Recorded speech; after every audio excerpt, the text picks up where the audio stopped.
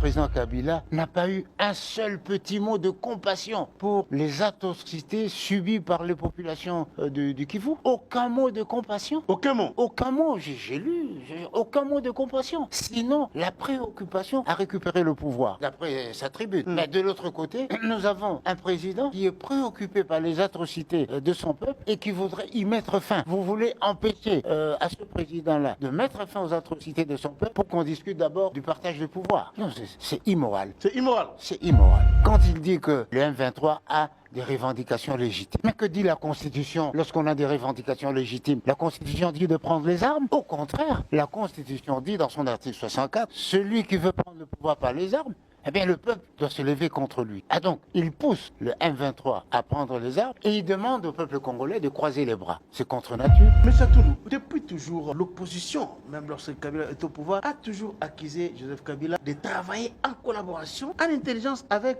les groupes armés, notamment les M23. Peut-on conclure que les soutiens de Joseph Kabila au M23 ne datent pas d'aujourd'hui? Parce qu'il y a aussi des...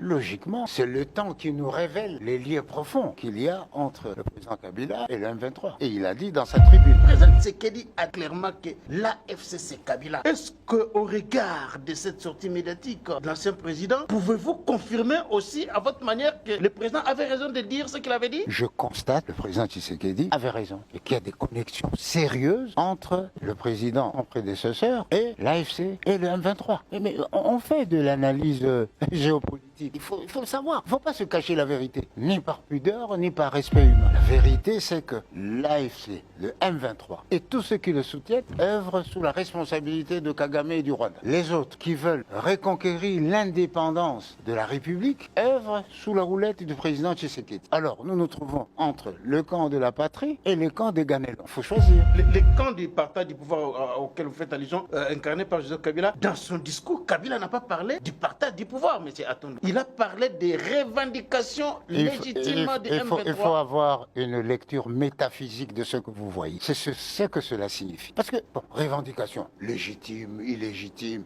ou mais on va aboutir à quoi? Partage de responsabilité, mixage, brassage dans les administrations, etc. Aujourd'hui, c'est la... Là, le Rwanda va se retirer. Non. Et là, c'est la priorité par rapport à celui qui veut sauver les Congolais des atrocités des armées d'occupation. Mais c'est immoral d'établir une équation. C'était immoral.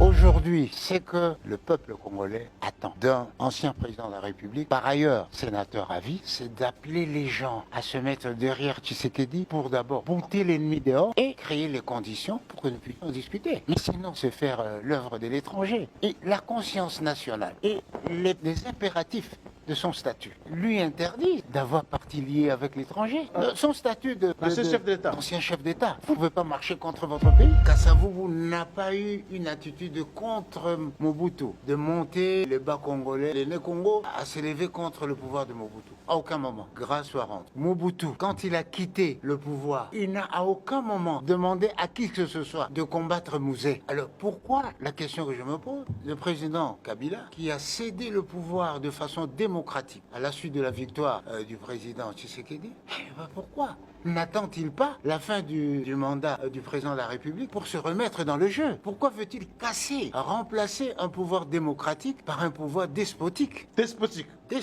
de type FPR. Et donc vous pensez que Kabila aujourd'hui est en train je ne pense rien. Je vous dis de préparer un coup d'État pour arrêter le mandat de Tshisekedi? Jésus a dit, si vous avez des yeux, il faut voir. Si vous avez des oreilles, il faut entendre.